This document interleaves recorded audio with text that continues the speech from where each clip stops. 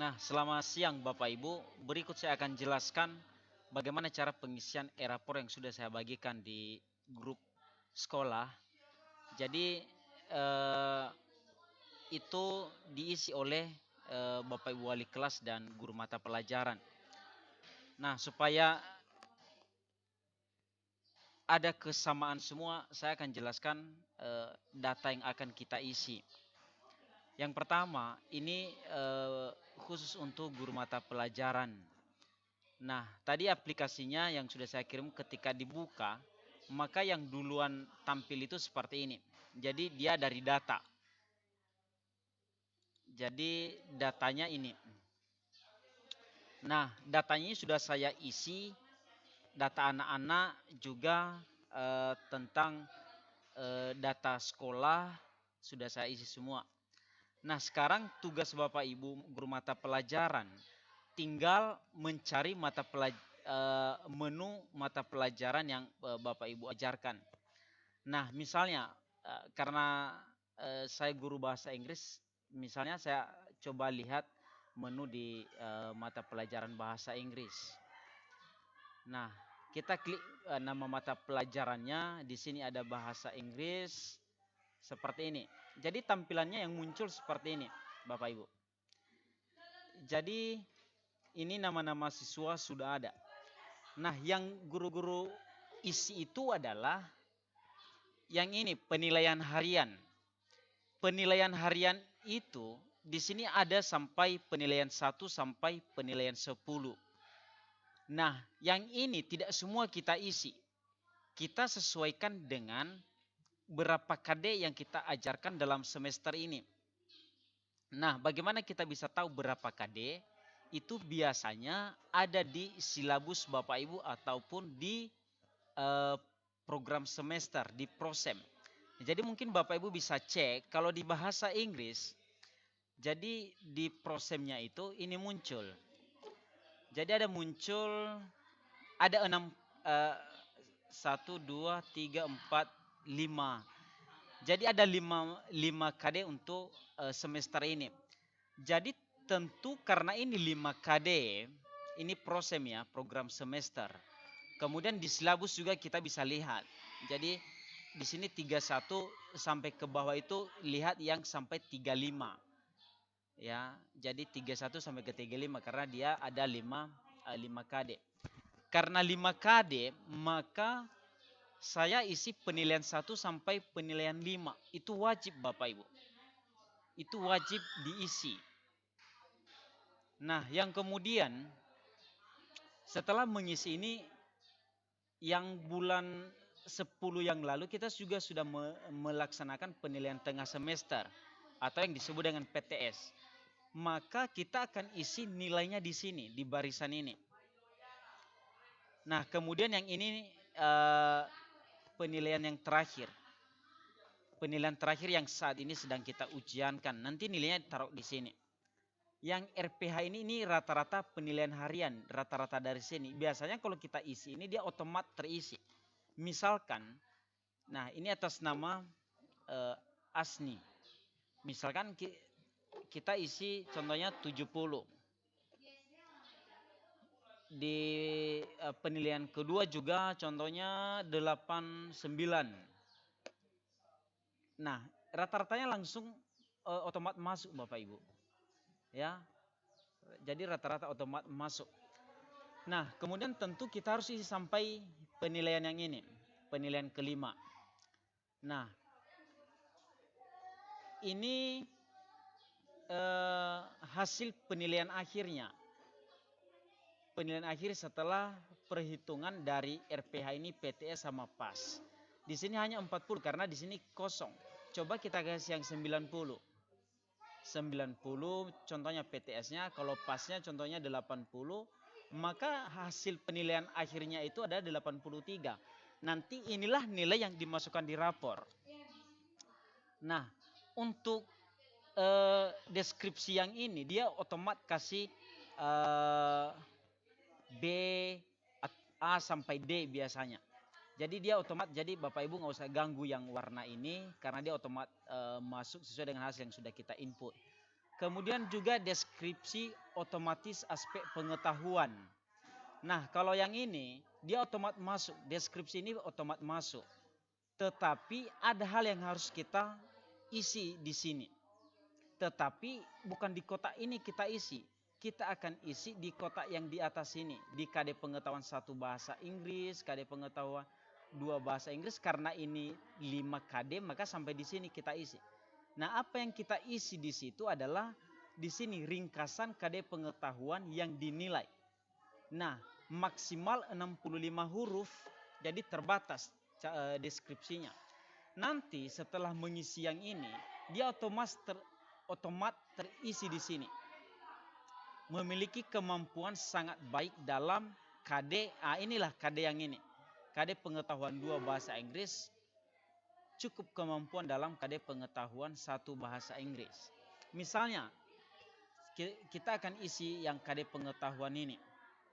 Nah, untuk mengisi ini kita lihat yang ada di silabus, Bapak Ibu. Jadi misalnya di silabus. Nah, di silabus itu di sini di 31 ya, di KD1. KD1 kalau di silabus bahasa Inggris tulisannya menerapkan fungsi sosial, struktur teks dan unsur kebahasaan teks, interaksi transaksional lisan dan tulis yang melibatkan tindakan memberi dan meminta informasi terkait saran dan tawaran sesuai dengan konteks penggunaannya. Nah, KD yang ini kita bisa masukkan ke sini semua, tetapi karena catatannya hanya maksimal 65 huruf, terpaksa itu harus kita ringkas, Bapak Ibu. Jadi kita ringkas, kita coba ambil beberapa kata pentingnya saja. Contohnya kalau di sini, kalau saya coba ringkas yang KD1 ini, misalnya menerapkan informasi terkait saran dan tawaran. Misalkan kita isi begini.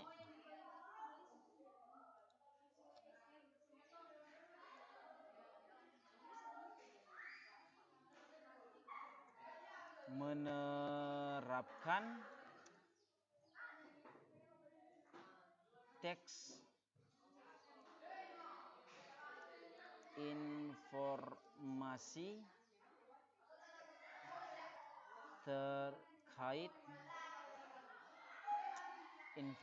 terkait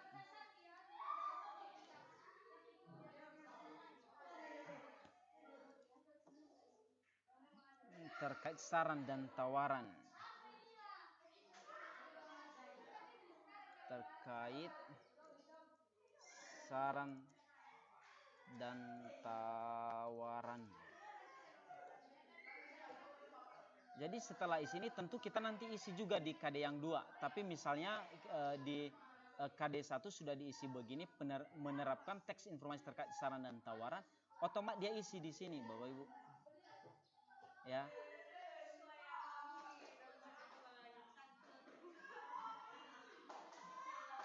Kita akan coba isi yang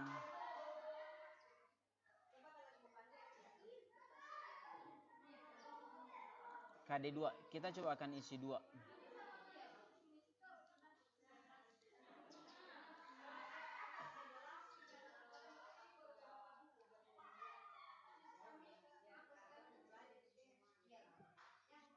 Nah, yang KD2 itu adalah menerapkan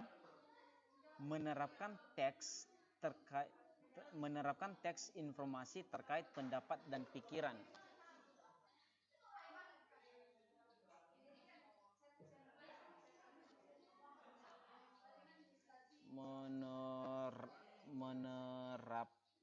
Menerapkan teks informasi terkait pendapat dan pikiran.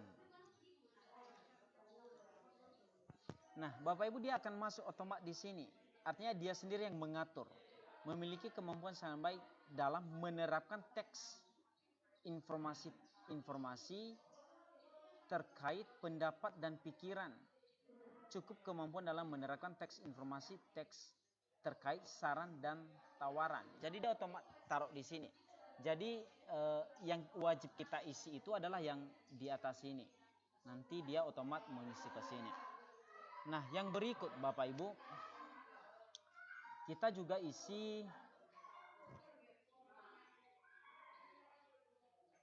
KD4.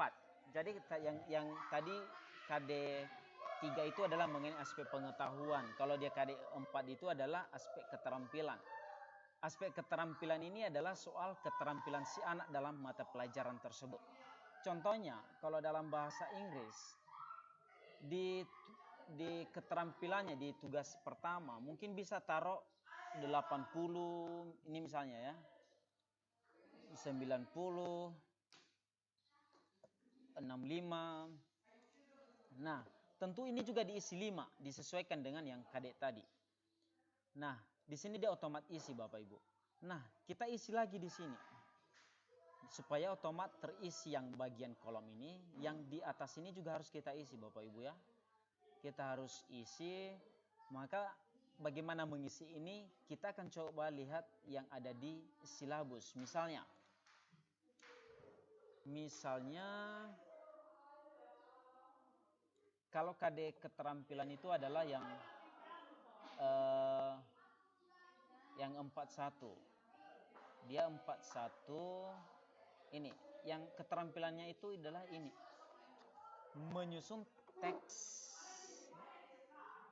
informasi terkait saran dan tawaran. Mungkin kita ringkas saja yang bisa mewakili isi ini. Menyusun teks informasi terkait saran dan tawaran. Misalnya. Jadi mungkin masing-masing mata pelajaran beda. Di sini dia menyusun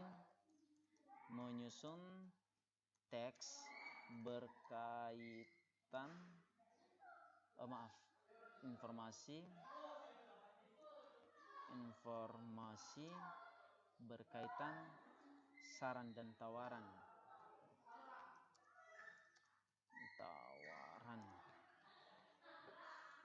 Nah, sama seperti yang tadi, kita coba isi nomor 2-nya juga. Di nomor 2 berarti 42 yang kita cari. 42 itu ini. Berarti menyusun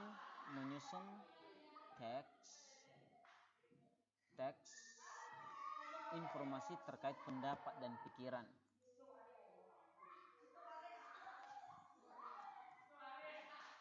Menyusun teks informasi terkait pendapat dan pikiran.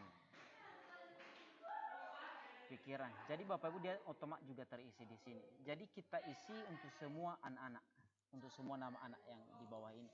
Jadi untuk kelas 11 ada 14 anak. Jadi sampai dia ada 14 ya. 14. Ya, 14 anak. Yang 20 ini bukan nomor tapi nomor induk siswanya yang 20 ini. Jadi demikian Bapak Ibu yang sudah diisi. Tentu kalau sudah diisi ini semua baru dikirimkan ke wali kelas. Nanti wali kelas yang akan mengambil semua nilai dari permata pelajaran ini untuk dimasukkan ke e-rapor yang lengkap. Jadi ini untuk guru mata pelajaran. Nanti kalau untuk wali kelas akan menyusul, saya akan kirimkan panduan dan penjelasan untuk pengisian e-rapor. Demikian, terima kasih.